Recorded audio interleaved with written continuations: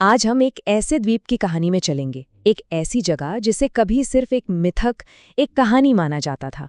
तो सवाल ये है कि ये कल्पना से निकलकर दुनिया की सबसे बड़ी ताकतों में से कैसे बन गया। जरा सोचिए, एक वक्त था जब दुनिया की सबसे बड़ी ताकत रोमन साम्राज्य ब्रिटेन को बस एक मिथ मानता था।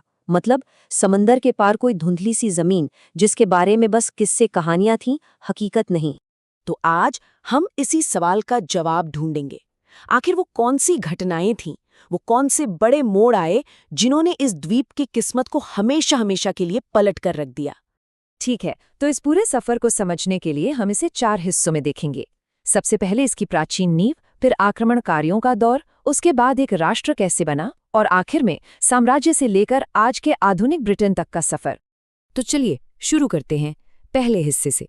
हमें इतिहास में बहुत बहुत पीछे जाना होगा, उस नींव को समझने के लिए जिस पर आगे की पूरी कहानी टिकी है। ये टाइमलाइन देखकर अंदाजा होता है कि हम कितने पुराने इतिहास की बात कर रहे हैं। 100-200 साल नहीं, 1000 साल भी नहीं। हम बात कर रहे हैं लगभग 10 लाख साल पहले की, जब यहाँ पहले इंसानों ने अपने कदम रखे थे। और ये वाकई एक बहुत बड़ा बदलाव था।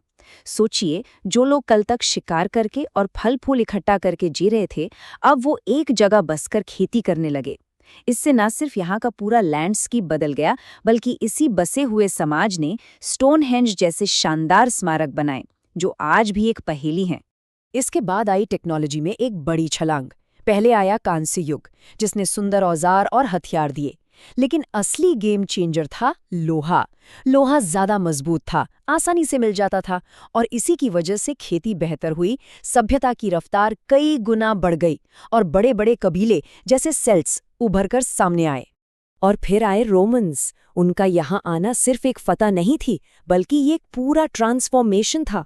उन्होंने सीधी सपाट सड़कें बनाई, शहर बसाए, जिनमें से एक था लॉन्डिनियम, जो आज लंदन है। उनका लाया हुआ कानून, उनका आर्किटेक्चर, इसकी छाप आज भी ब्रिटेन पर गहरी है। लेकिन जब रोमन साम्राज्य कमजोर पड़ा और यहाँ से चला गया, तो ब्रिटेन का भविष्य कह सकते हैं कि एक अंधेरे में चला गया। अब ये जमीन आक्रमणकारियों के लिए एक खुला मैदान थी, और एक के बाद एक कई समूह आए, और हर किसी ने इसकी पहचान पर अपनी एक छाप छोड़ी। ये दौर खून खराबे और लड़ाइयों से भरा था, इसमें कोई शक नहीं। लेकिन इसी उथल-पुथल से बहुत कुछ नया भी निकला। वाइकिंग्स के हमलों से लेकर 1066 की नॉर्मन विजय तक, हर आक्रमण ने ब्रिटेन की संस्कृति, इसकी भाषा और यहाँ के लोगों की डीएनए तक में कुछ नया जोड़ दिया। अक्सर हम वाइकिंग्स को सिर्फ लुटेरा समझते हैं, पर उनका असर इससे कहीं ज्यादा गहरा था। और इसका सबसे बड़ा सबूत है हमारी आज की अंग्रेजी भाषा।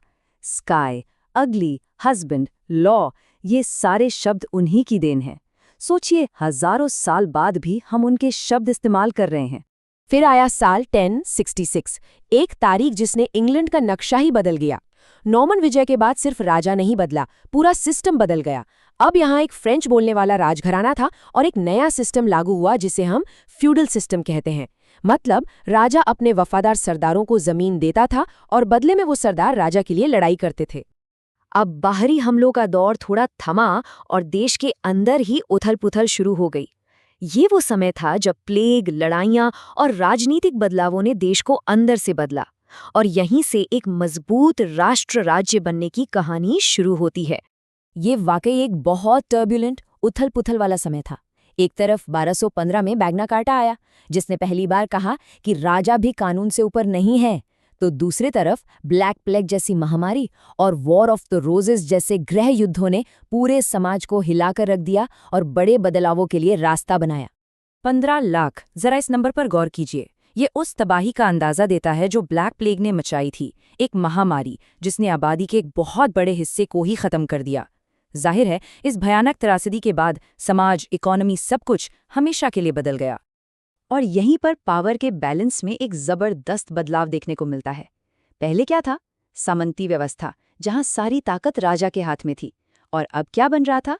संसद, एक ऐसी जगह जहां चुने हुए लोग आम आदमी की बात रख सकते थे, और धीरे धीरे उन्होंने टैक्स लगाने और राजा की शक्तियों पर लगाम लगाने का अधिकार भी हासिल कर लिया।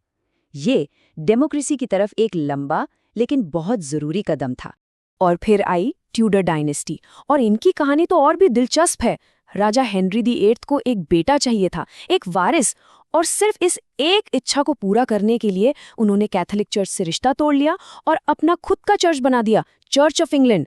सोचिए, एक राजा की निजी जिंदगी की वजह से पूरे देश का धर्म हमेशा के लिए बदल गया। और अब हम आते हैं अपने आखिरी और सबसे अहम हिस्से पर, साम्राज्य और आधुनिक ब्रिटेन। ये वो दौर है जब ब्रिटेन एक छोटी सी द्वीप से निकलकर एक ग्लोबल सुपर पावर बना। ये कहानी है औद्योगिक क्रांति की, एक विशाल साम्राज्य की और फिर नई पहचान की तलाश की। इस दौर में बदलाव की रफ्तार देखिए। 18वीं सदी में औद्योगिक क्रांति शुरू होती है, फिर विक्टोरियन युग आता है, दो वर्ल्ड वॉर लड़े जाते हैं, और फिर NHS बनने से लेके ब्रेग्जिट तक सब कुछ कितनी तेजी से हुआ। इतिहास जैसे फास्ट फॉरवर्ड मोड पे चल रहा था। तो ये औद्योगिक क्रांति आखिर थी क्या? ये सिर्फ भाप और कोयले से चलने वाली मशीनों की कहानी नहीं थी। ये एक सामाजिक क्रांति थी। लाखों लाख लोग अपने गांव छोड़कर काम की तलाश में शहरों में आ बसे। इससे बड़े बड़े इंडस्ट्रियल शहर बने, एक नया वर्किंग क्लास पैदा हुआ और लोगों के जीने, काम करने, यहाँ तक कि सोचने का तरीका भी पूरी तरह से बदल गया। और इस क्रांति का ईंधन क्या था? कोयला। इसे तब का काला सोना भी कह सकते हैं। इन आंकड़ों को देखिए, कैसे कुछ ही दशकों में कोयले का उत्पादन आसमान छूने लगा। यही वो ताकत थी जो ब्रिटेन की फैक्ट्रियों और उसके साम्राज्य के जहाज़ों को चला रही थी। और इसी औद्योगिक ताकत ने ब्रिटिश साम्राज्य को फैलाने में मदद की। फैक्ट्रियों में बना सामान बेचने के लिए बाजार चाहिए थे और कच्चा माल लाने के लिए संसाधन। इसी वजह से एक विशाल साम्राज्य खड़ा हुआ, इतना बड़ा कि कहा जाने लगा कि ब्रिटिश साम्राज्य में सूरज कभी नहीं डूबता। 70 साल। क्वीन एलिजाबेथ द्वितीय का शासनकाल सिर्फ लंबा नहीं था, ये एक पूरे युग का गवाह था।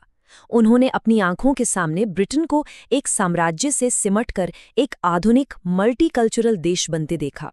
ये बदलाव के दौर में एक तरह की स्थिरता का प्रतीक थी।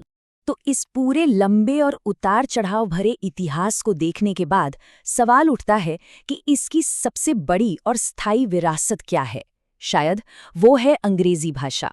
आज ये दुनिया की भाषा है जो अलग अलग कल्चर और देशों को जोड़ती है। सोचिए, एक द्वीप जिसे कभी मिथक माना जाता था, उसकी आवाज आज पूरी दुनिया में गूंज रही है।